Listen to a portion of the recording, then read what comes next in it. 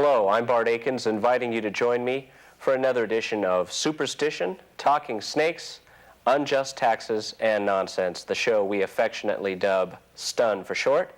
Every week at this time, we discuss issues pertaining to the separation of state and church. We promote the civil rights of atheists and other non-believers, and we encourage your participation.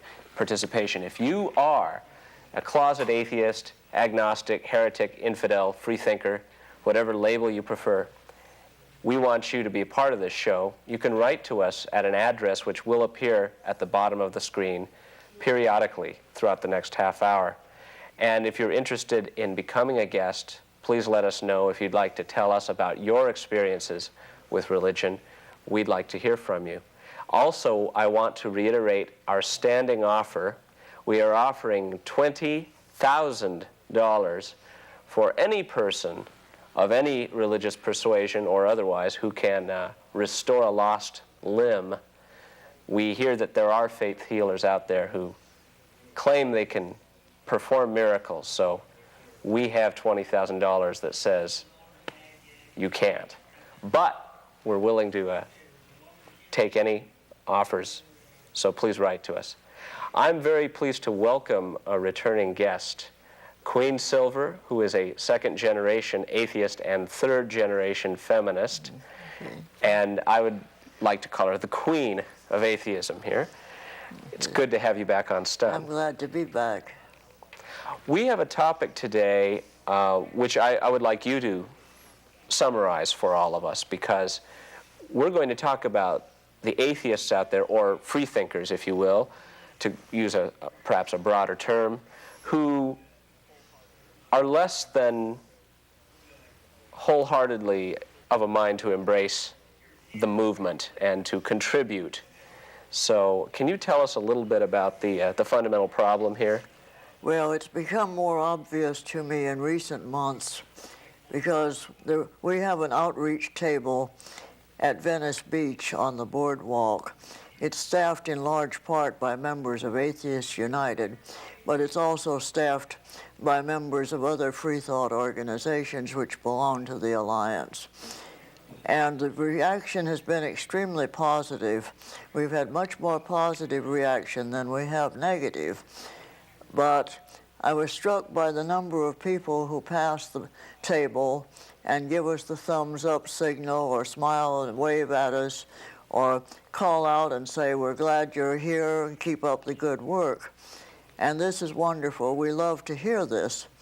But we would also like these people, many of whom, when we talk to them, say, "Well, I'm a freethinker, I'm an atheist, I'm an agnostic, I'm a humanist, but." So I have been calling them freethinkers, but, or atheists, but. And those are the people that I would like to talk to, both men and women, and especially the younger group that is coming up now, that we need to have people who are prepared to get active and to do something about their non-belief. When people use the conditional but, what usually follows that? What kind of explanations do you hear? They say, "But I'm not a joiner." That is most frequently the response. Or, "But I don't see any need for organization." Or, "But I have too many other things to do." Or, "But I'm too busy with my career." And there are all kinds of other buts, but they all fall into the same classification. They like to see us out there, and they like to see someone doing something about the problems, but they're not prepared to join in and help. Hasn't this historically been a problem? Now, you are well-versed in the free thought and feminist movements of the past and present, and isn't it a long-standing problem that you have individuals who are typically very intelligent and independent who find it difficult to join organizations and work Well, I with think others? the fact that freethinkers, by and large, are quite independent people does have a great deal to do with it. I think also that in our society now there are many more distractions and many more things to occupy people's time, and people are putting out a great deal of time and effort just to earn a living and to stay even financially.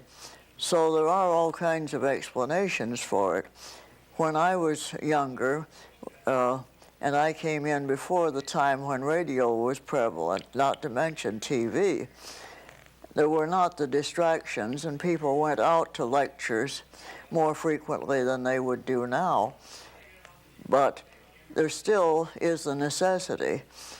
But I think I've never really been able to do the research myself, however, I wish someone would, that it seems to me that in the history of the Freethought movement in this country, when bigotry and superstition have started to reach a high and have become most threatening, has also usually been the time when the Freethought movement has become more strengthened and more determined. And I'm hoping that that will be true now, because certainly we do have a wave of activism on the part of the religious section, or a certain section of the religious community, which is very threatening. For example, several times in the last century, and at least twice in this century, we've had an attempt to introduce an amendment to the United States Constitution that would declare the United States to be a Christian country. And both times the opposition has come up and has been able to defeat that, and we were able to defeat it in the last century also. What about the Christian Coalition? We were speaking about this group just moments before we began taping this program. They recently held a convention in Washington, D.C., and they've been building their grassroots organizations and are electing people to school boards across the country, often masking their agenda, their affiliation, until they have one office. Yes, this is what we call the stealth candidates. And I forget the exact figures, but it runs into the thousands in the last election.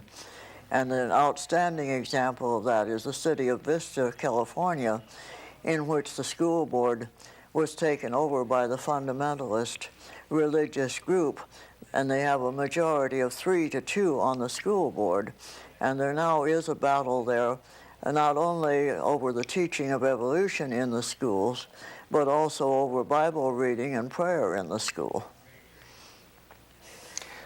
I think we're seeing that being repeated all over the country, and if the claims of Pat Robertson are to be believed, membership in the Christian Coalition is growing by leaps and bounds. Do you think, how much of that claim do you think is simple propaganda, or do you really see that there are a lot of I'm really not in a position to know the exact figures, and I don't normally meet people who are members of the Christian Coalition, but I am sure that they are gaining some members, and I'm also certain that that organizations in opposition are gaining members. Now the question is, which is gaining the most members?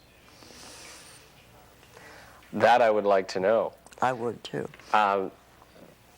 You were telling me something earlier about what you tell people who say, I'm a freethinker, but. Now, surely you must have tried to dissuade some of these people and encourage them to at least adopt some course of definite action.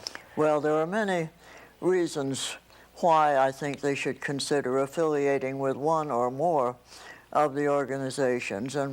And I tell them that even if they don't care to affiliate with one particular organization that I belong to, I will be happy if they will find a Freethought organization of their choice and affiliate with that group and do what they can.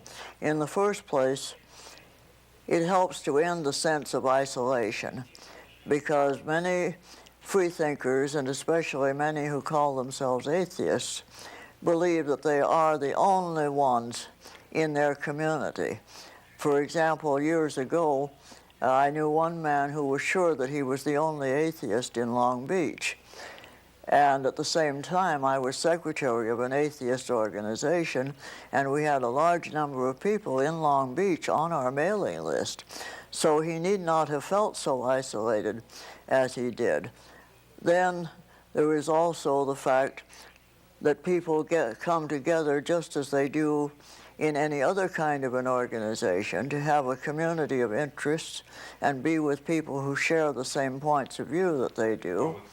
Or they may perhaps also want to engage in social events or outings where they don't have to hide their beliefs.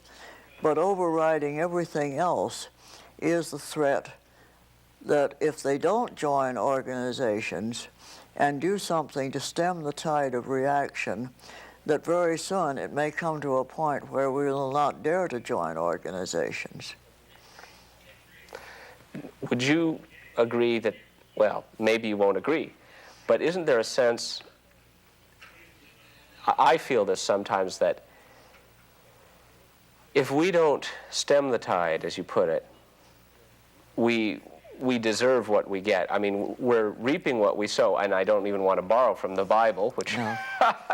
But you see groups like the Christian Coalition organizing very effectively, and as much as I might oppose their agenda, I can look at how they embrace modern organizational techniques very effectively. Yes, it's very remarkable to see the contrast between the methods of transportation and communication that were used in biblical times, which they claim to adhere to the Bible completely, and the type of communication that they use at this time in an effort to get their message across.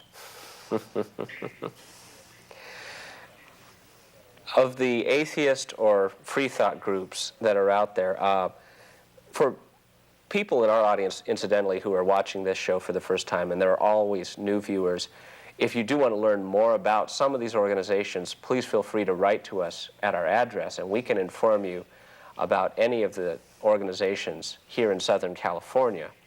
And we'd be happy to refer you to people, because we want you to know there are groups out there, there are many of us, and this program has been fortunate enough to be in contact with a number of our viewers over the last several years. So you're out there, and please don't feel alone, and please give us your feedback.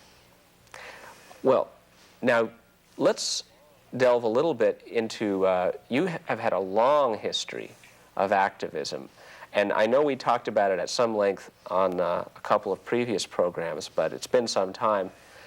You've seen grassroots organizing go on for many years, and you've been an integral part of many groups.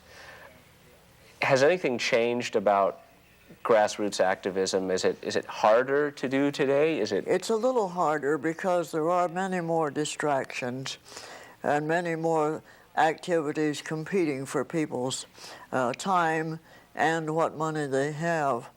When I was young, it was rather taken for granted in a Freethought group that you would have a meeting and a lecture at least once a week. Now, people feel that they're doing the best they can if they go to a lecture once a month. And also, we had people, and in the history of Los Angeles, at least one incident in which people were willing to go to jail and did go to jail in order to establish the rights of freethinkers to speak in public, as the Salvation Army was doing at that time.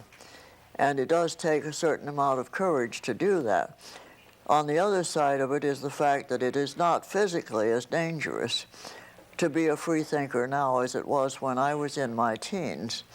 And in those days, we didn't have a meeting without arranging for a bodyguard. Was that because, in part, back then, the association in people's minds was freethinker, communist? That was before the time when that association began. The time that I'm speaking of is the time before I was in my teens, which would be before 1919, because I will be 83 in December of this year. And there were many incidents of physical violence, and I have seen, for example, an atheist speaker down on the ground while the evangelist repeatedly banged his head against the sidewalk. And there are other incidents of the same kind, and we do not have that sort of thing happening in Los Angeles at this time, although I'm sure there are incidents in other parts of the country, and in at least one case in which a suit was filed to support the separation of church and state and get prayer out of the schools, that the person's home was burned. Are people, if it's safer in general to be an open atheist today, why the level of fear? It seems to me that you still have an awful lot of people who are very afraid to come out. Part of this is this feeling of isolation, that people don't realize that they're not alone. They think that they're the one atheist in a given territory or the one atheist in a given town, and this is not true. And if you lump atheists, agnostics, freethinkers, and humanists and people who describe themselves as having no religion, we have anywhere, according to what poll you accept, we have anywhere from 6% to 20% of the population of the United States that falls into that category. And that is not being alone. It outnumbers quite a number of religious bodies. Do you have, what is your best estimate? We read these figures periodically about how many atheists there are in the country, and of course we don't really know, because if a census taker comes to your door, not that that's the way it usually happens, a U.S. census. Well, I guess at some point, wasn't it true that the census was compiling figures of people who were supposedly atheists, but then in the last census they did not do that? Well, it stopped quite a while ago, and the only figures that we get anymore are censuses of religious bodies, and the figures are a little bit unreliable because some church organizations count their membership from birth and baptism, and some don't baptize at birth but wait until a later stage when the child is somewhat older. So it is very difficult to get reliable figures. However, the same people who publish the World Almanac have published an Almanac of the United States, which does have figures on agnostics for each state except where the figures are unavailable. It also has figures for people who decline to state a religious preference and for people of other religions than the ones that are listed. And I'm sure that among those people in those two categories, there are many who are freethinkers but prefer not to state that they are, or don't wish to describe themselves as agnostics. And it ranges all the way from less than 1% up to around 2% of the population. Well, I saw a study, I think it was conducted by the State University of New York some time ago, and it gave Oregon the highest percentage of atheists. According to this almanac, Oregon does have the highest percentage of what they classify as agnostics. I grew up in Oregon, and if my own life experience is any indication, like you, I'm a second-generation atheist. It seemed to me growing up that there were quite a few, I wouldn't say a majority by any means, but there were atheists around, and it was rather accepted. Yeah. It was not at all regarded as Well, I was born aberrant. in Portland, Oregon, but I left there when I was 10 days old, so I don't know anything about it by first-hand experience. However, Oregon does have a history of some very good Freethought organizations which lasted for a considerable period of time, especially in Portland, and it does have a liberal tradition. That's true. California, incidentally, has the second highest percentage after Oregon of agnostics. We did a show a long time ago here where I spoke at some length with our producer, Lauren Peck, about former California Governor Culbert Olson. Yes. Who, after he left office, took up the banner of Freethought publicly. Yes. Apparently he had always been a non-believer, yes. but he became quite an advocate after that. And yes.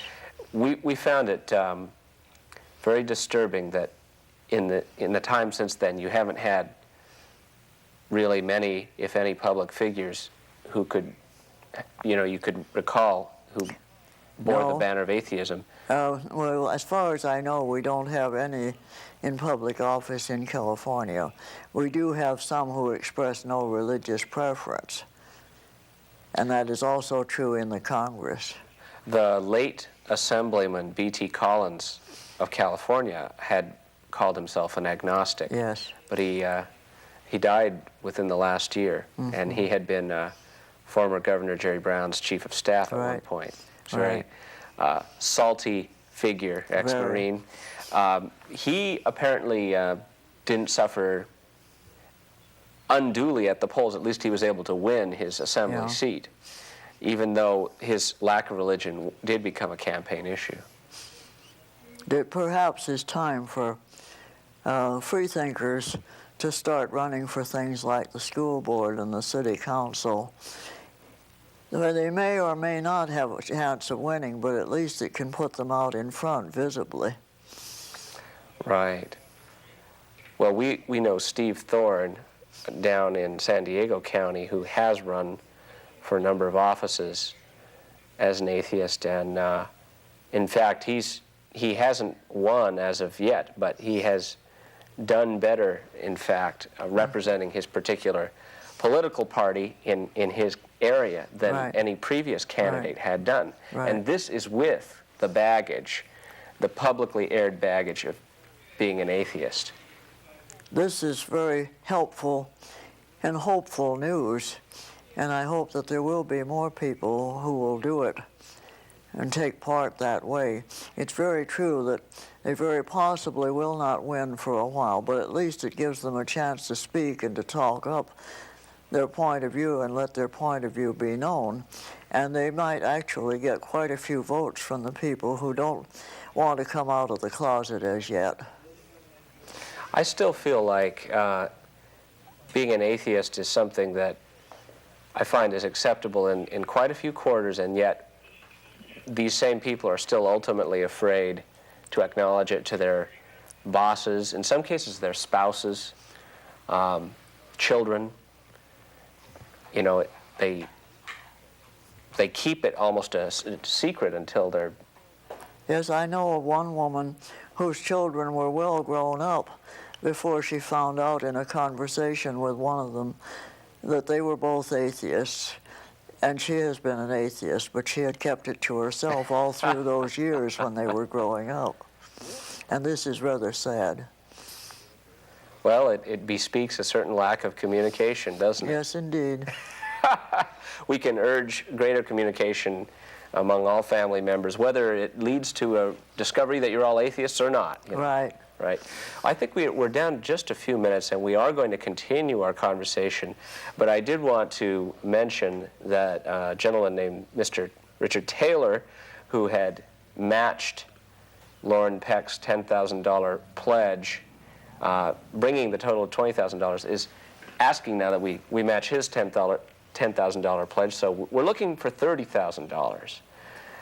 So we can try to get a faith healer to restore a certain gentleman's lost limb. And we're waiting. Please write to us out there, $30,000. And we'll televise the healing if this healer agrees to it. You can see it right here on Stun. Well, Queen, we're just down to a few minutes, but if you could speak with one of these people on the Venice Boardwalk who show up at your Atheists United table, what can you tell them if they say, I'm a freethinker, but I'm not a joiner? Well, I would probably say, well, it's time you became a joiner in order to protect your rights, if not the rights of other people. And as I sometimes say to people, we cannot do as the religious people say and threaten people with hellfire hereafter, and we would not do that even if we could. But I can almost promise that if we don't get organized to preserve the civil rights of atheists and other freethinkers, that we will have hell on earth furnished to us through the courtesy of the religious coalition. Yes, hell on earth.